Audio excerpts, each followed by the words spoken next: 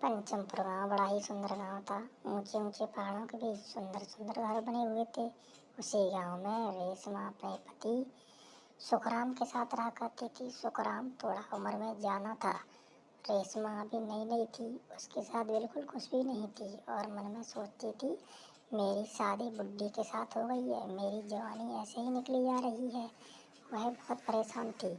सुखराम अपनी पत्नी पर बिल्कुल भी ध्यान नहीं देता था। उसकी बीवी बहुत परेशान थी। करे भी तो क्या करे, सुखराम को कोई मतलब नहीं था। एक दिन,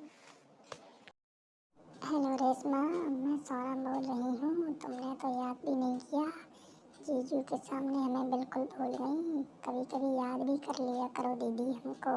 हाँ, क्या करूँ सोनम, मैं तो बड़ी परेशान हूँ। मेरा तो बुड्ढा पति है, इसके साथ तो मुझे जीने में बिल्कुल मज़ा ही नहीं आ रहा।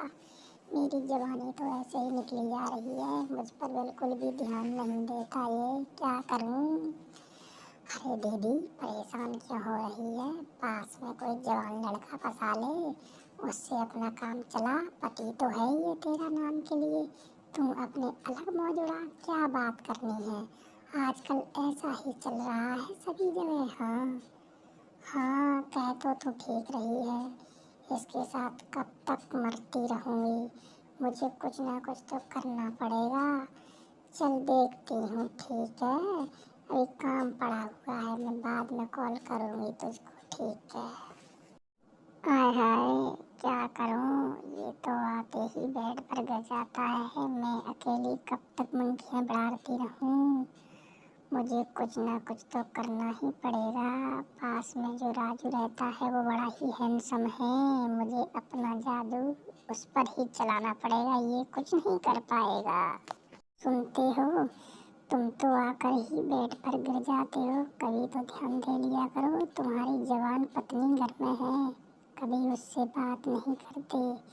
मुझे इतना परेशान क्यों कर रहे हो? कभी कभी तो मुझ पर ध्यान दे लिया करो। अकेली बैठी रहती हूँ, मुझसे बात भी नहीं करते। अरे तो क्या हुआ? मुझे ये काम बिल्कुल पसंद नहीं है। मुझे अपने काम से काम है। मैं अपना काम समय पर कर रहा हूँ ना। तुम अपना घर का काम देख लिया करो, जब टाइम मिलेगा वो भी कर लेंगे। रेशमा अपना जादू पड़ोस में रहने वाले राजू पर चला देती है। राजू भी रेशमा की बातों में आ जाता है और अपनी बात मान लेता है और रेशमा के साथ एंजॉय करने लगता है। उसका पति जैसे ही बाहर जाता है, वह हर रोज रेशमा के पास आने लगता है। तुम मेरा साथ अब कभी भी मत छोड़ना, नहीं तो मैं मर जाऊंगी। मेरा पति तो बुड्ढा है, तुम तो मेरा साथ देते रहना, ठीक है ना? तुम्हारे लिए मैं अपने बुड्ढे पति को धोखा दे रही हूँ। तुम मुझे धोखा कभी मत देना, नहीं तो मर जाऊंगी। अब तो राजू को मजा ही आ गया था। सुखराम जैसे ही घर के बाहर जाता, राजू दूसरे दरवाजे से तुरंत घर के अंदर आ जाता था और सारे दिन रेशमा के घर में ही पड़ा रहता था, एंजॉय करता रहता था। सुखराम के आने से पहले घर से बाहर निकल जाता था। अरे रेशमा, हम दिन रात एंजॉय कर रहे हैं। अगर तुम्हारे बुड्ढे पति को पता चल गया तो देख लेना, मुझे जेल में डलवा देगा, मुझे जिंदा नहीं छोड़ेगा। मैं तुम्हारे ऊपर भरोसा करता हूँ, मुझे बचा के चलना, कहीं तुम्हारे पति को पता ना चल जाए, नहीं तो सब लफड़ा हो जाएगा। हाँ। अरे तुम चिंता क्यों कर रहे हो राजू? मैं हूं ना तुम्हारे साथ, सब देख लूंगी। अरे वो बुड्ढा है, कुछ नहीं कर पाएगा। मुझे भी तो कुछ नहीं कर पाता था, उसे तो शांत ही रहना पड़ेगा। अरे तुम चिंता मत करो, मैं दूंगी ना साथ तुम्हारा।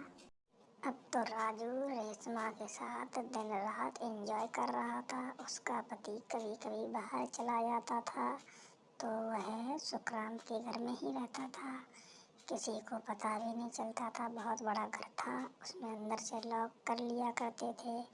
जैसे ही सुखराम आता था, उसके पहले राजू निकल जाता था।